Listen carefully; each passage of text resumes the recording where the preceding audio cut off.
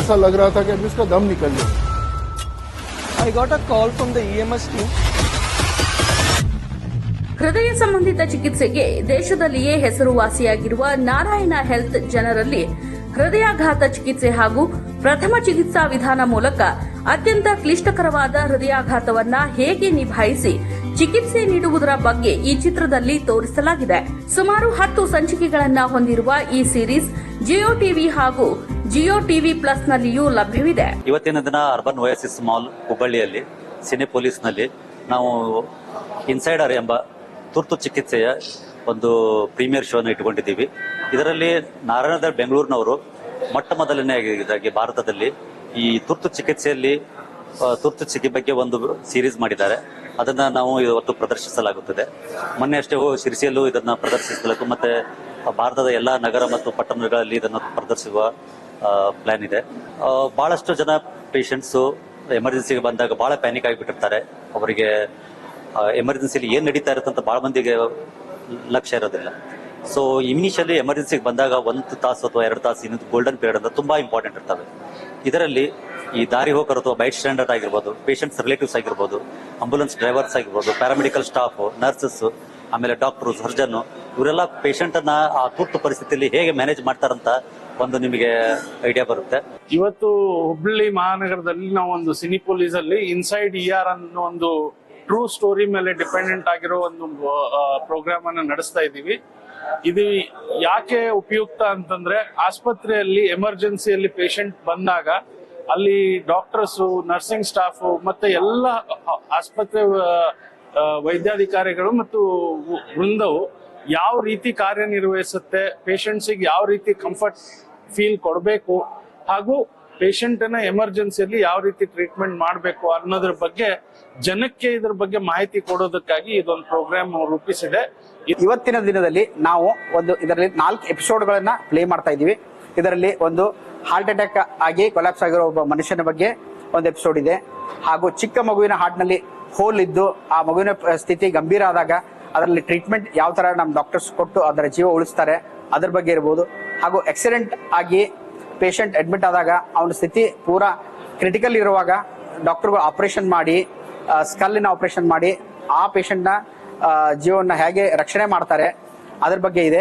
ಅದಲ್ಲದೆ ಮನುಷ್ಯನಿಗೆ ಈಗ ಸ್ಟ್ರೋಕ್ ಅನ್ನೋದು ಕಾಮನ್ ಆಗಿದೆ, ಬ್ರೈನ್ ಸ್ಟ್ರೋಕ್ ಆದಾಗ ಆ ಮನುಷ್ಯನನ್ನ ವಿದಿನ್ 1 ಅವರ್ ಟೈಮ್ದಲ್ಲಿ, ಗೋಲ್ಡನ್ ಅವರ್ ಅಂತ ಏನು ಹೇಳ್ತೀವಿ, ಆ ಟೈಮ್ನಲ್ಲಿ ಆಸ್ಪತ್ರೆಗೆ ಕರ್ಕೊಂಡ್ ಬಂದಾಗ ಸ್ಟ್ರೋಕ್ ರೆಡಿ ಹಾಸ್ಪಿಟಲ್ಗೆ ಕರ್ಕೊಂಡ್ ಬಂದ್ರೆ ಅವನಿಗೆ ಸರಿಯಾದ ಚಿಕಿತ್ಸೆ ಒದಗಿಸಿ ಅವನು ಮರಳಿ ಮತ್ತು ನಾರ್ಮಲ್ ಸ್ಥಿತಿಗೆ ತಲುಪುವಂತ ಇವತ್ತು ಟ್ರೀಟ್ಮೆಂಟ್ ನಮ್ಮಲ್ಲಿ ಅವೈಲೇಬಲ್ ಇದೆ.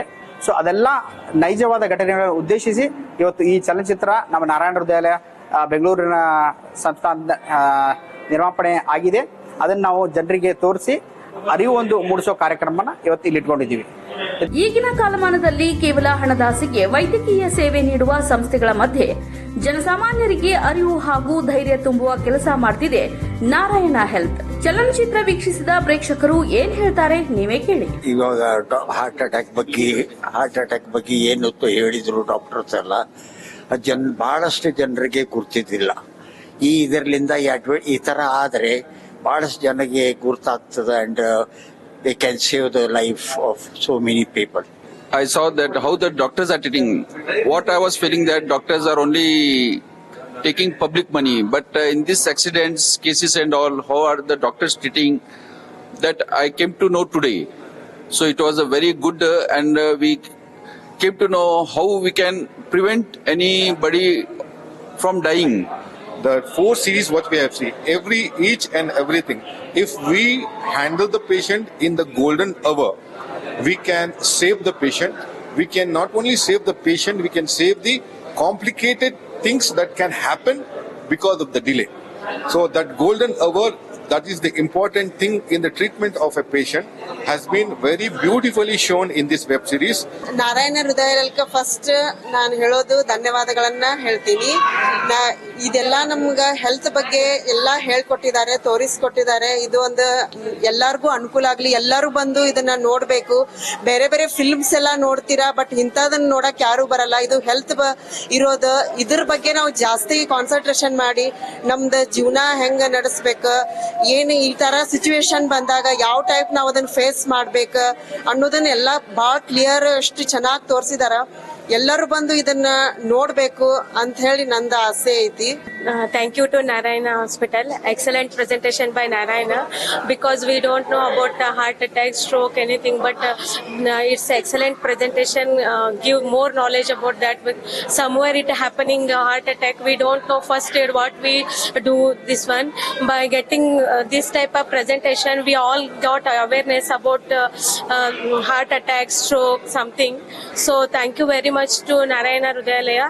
ಚಿತ್ರದಲ್ಲಿ ಪ್ರತಿಯೊಬ್ಬರು ಪ್ರಥಮ ಚಿಕಿತ್ಸೆಯ ಅರಿವನ್ನ ಹೊಂದಿದ್ರೆ ಸಾವಿರಾರು ಜೀವಗಳನ್ನ ಉಳಿಸಬಹುದು ಎನ್ನುವ ಸಂದೇಶದ ಜೊತೆಗೆ ಆಸ್ಪತ್ರೆಯಲ್ಲಿ ಆಗುವ ಪ್ರತಿಯೊಂದು ಚಿಕಿತ್ಸಾ ಕ್ರಮಗಳನ್ನ ಸಾರ್ವಜನಿಕರಿಗೆ ತಿಳಿಸುವ ಪ್ರಾಮಾಣಿಕ ಪ್ರಯತ್ನ ಮಾಡಿದ್ದಾರೆ. ಚಲನಚಿತ್ರದ ಮೂಲಕ ಅರಿವು ಮೂಡಿಸುವ ಕಾರ್ಯಕ್ಕೆ ವೀಕ್ಷಕರು ಶ್ಲಾಘನೀಯ ಅಂತ ಪ್ರತಿಕ್ರಿಯಿಸಿದ್ರು. ಎಷ್ಟೋ ಜೀವಗಳಿಗೆ ಮರುಜೀವ ತುಂಬುತ್ತಿರುವ Narayana ಹೆಲ್ತ್ಗೆ hats off.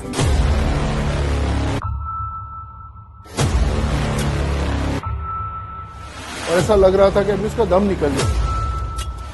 I got a call from the EMS team. He is having head injury, chest injury and long bone injury. His brain is not functioning.